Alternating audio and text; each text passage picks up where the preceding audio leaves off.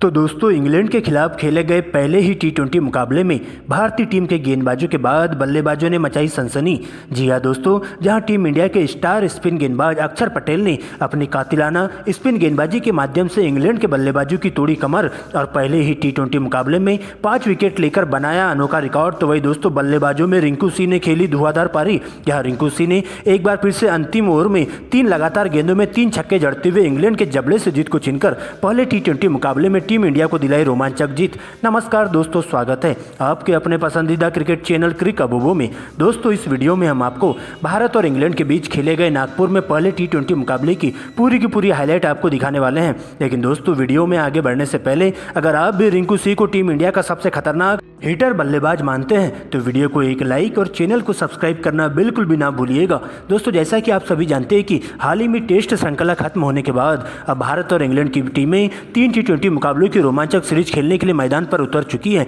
जहां दोस्तों, हाल ही में नागपुर में सीरीज का पहला टी20 मुकाबला खेला गया और इस मुकाबले में टीम इंडिया के कप्तान रोहित शर्मा तो वही इंग्लैंड के लिए जॉस बटलर कप्तानी कर रहे थे। जहां दोस्तों, इस मुकाबले में इंग्लैंड की टीम के कप्तान बटलर ने इस मुकाबले में टॉस जीतकर पहले बल्लेबाजी करने का फैसला किया और टीम इंडिया को गेंदबाजी करने के लिए आमंत्रित किया। हालांकि दोस्तों, इसके बाद इंग्लैंड के लिए पारी का आगाज करने के लिए इंग्लैंड के 2 धाकड़ ओपनर बल्लेबाज जॉनी बेस्टो और डेविड मलान की एंट्री होती है, जिनके कंधों पर टीम को एक ठोस शुरुआत देने की जिम्मेदारी सौंपी जाती है। वही दोस्तों, टीम इंडिया की ओर से पहले ओवर की गेंदबाजी करने के लिए एक बार फिर से इंडिया के तेज तर्रार हैदराबादी गेंदबाज मोहम्मद सिराज आते हैं। यहाँ दोस्तों, पहले ओवर में जॉनी बेस्टो का विकराल रूप देखने को मिलता है और मोहम्मद सिराज के पहले ओवर में 2 छक्के और 1 चौका लगाते हुए तूफानी अंदाज में अपनी टीम को शुरुआत दिलाने का काम करते हैं। हालांकि दोस्तों, इसके बाद दूसरे ओवर में डेविड मलान के सामने गेंदबाजी करने आते हैं बाएं हाथ के तेज गेंदबाज अर्शदीप सिंह। जहां डेविड मलान ओवर की अंतिम 3 गेंदों पर 3 लगातार चौके जड़ते हुए अर्शदीप सिंह के पूरी तरह से धागे खोल कर रख देते हैं। हालांकि दोस्तों, इसके बावजूद भी दोनों बल्लेबाज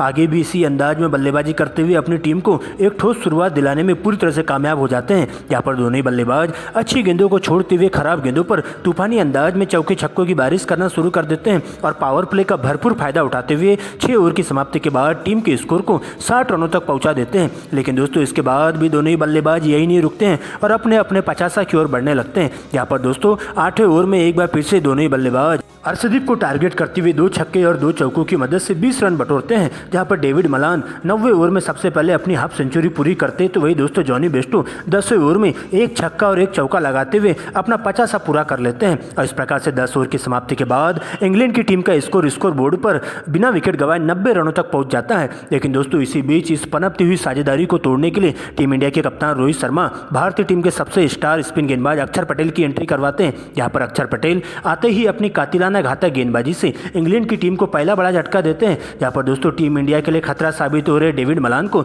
51 रनों के स्कोर पर क्लीन बोल्ड कर दिया जाता है और टीम इंडिया के द्वारा शानदार गेंदबाजी का प्रदर्शन किया जाता है। हालांकि दोस्तों, इसी ओवर की अंतिम गेंद पर जॉनी बेस्टो भी जल्दबाजी कर बैठते हैं और उन्हें भी 55 के स्कोर पर क्लीन बोल्ड कर दिया जाता है। दोस्तों, इसके बाद जो रूट का साथ देने के लिए बेन स्टोक्स की एंट्री होती है। जहां पर बेन स्टोक्स और जो रूट मिलकर आगे का मोर्चा संभालते हैं और लगातार स्ट्राइक रोटेट करने का काम करते हैं और इस प्रकार से दोस्तों 12 ओवर के बाद इंग्लैंड की टीम को मजबूत स्थिति में ले जाने की कोशिश करते हैं। लेकिन दोस्तों, इसी बीच एक बार फिर से इस साझेदारी को तोड़ने में अर्शदीप कामयाब हो जाते हैं। जहां पर बेन स्टोक्स को मात्र 12 के स्कोर पर चलता कर दिया जाता है। जिसके बाद दोस्तों, लिविंगस्टन की एंट्री होती है और इसके बाद जो रूट के साथ मिलकर दोनों ही बल्लेबाज बॉल देखो और बॉल पेले वाले नियम के तहत बल्लेबाजी करते हुए टीम इंडिया के स्पिन गेंदबाजों के साथ साथ तेज गेंदबाजों के पूरी तरह से लाइन लेंथ बिगाड़ने का काम किया जाता है। यहाँ पर दोनों ही बल्लेबाज काफी आक्रामक रवैया अपनाते हुए भारतीय टीम के गेंदबाजों की पूरी तरह से हालत पस्त कर देते हैं और 15 ओवर में अक्षर पटेल को टारगेट करते हुए 3 लगातार गगनचुंबी छक्के देखने को मिलते हैं और 15 ओवर की समाप्ति के बाद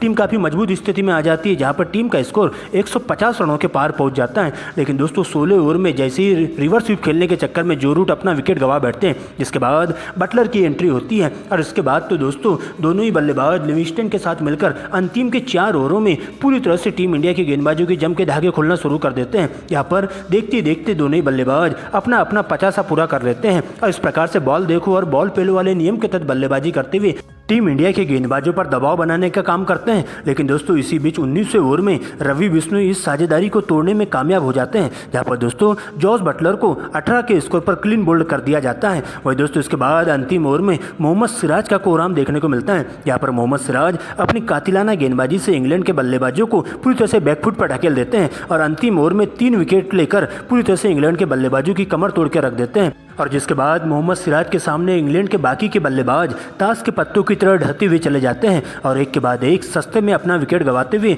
अपना पवेलियन की ओर लौटना शुरू हो जाते हैं। और इस प्रकार से इंग्लैंड की टीम पूरे 20 ओवरों में 9 विकेट गंवाकर स्कोर बोर्ड पर 210 रन बना पाती है और टीम इंडिया के सामने 211 रनों का विशाल लक्ष्य रखा जाता है। हालांकि दोस्तों इसके बाद बड़े लक्ष्य का पीछा करने टीम इंडिया के 2 धाकड़ ओपनर बल्लेबाज कप्तान रोहित शर्मा और यशस्वी जायसवाल की मैदान पर एंट्री होती है, जिनके कंधों पर टीम इंडिया को एक ठोस शुरुआत देने की जिम्मेदारी सौंपी जाती है। वही दोस्तों रोहित शर्मा के सामने पहले ओवर की गेंदबाजी करने के लिए इंग्लैंड के तेज गेंदबाज क्रिस वोक्स आते हैं, लेकिन दोस्तों रोहित शर्मा पहले ही ओवर में अपना आक्रामक रवैया अपनाते हुए दिखाई देते हैं और ओवर की पहली हुई पटकी हुई बाउंसर गेंद पर एक गगनचुंबी छक्का मिड ऑफ के ऊपर से लगा देते हैं। वही दोस्तों अंतिम की 2 गेंदों पर बैक टू बैक 2 लगातार चौके भी देखने को मिलते हैं, जबकि दोस्तों दूसरे ओवर में यशस्वी जायसवाल भी अपने हाथ खोलते हुए दिखाई देते हैं और डेविड विली के इसी ओवर में 3 लगातार चौके यशस्वी जायसवाल के बल्ले से देखने को मिलते हैं और आगे भी दोनों ही बल्लेबाज इसी अंदाज में लगातार स्ट्राइक रोटेट करने का काम करते हैं और तेजी से रन बनाते हुए पूरी तरह से इंग्लैंड के गेंदबाजों पर दबाव बनाने की कोशिश करते हैं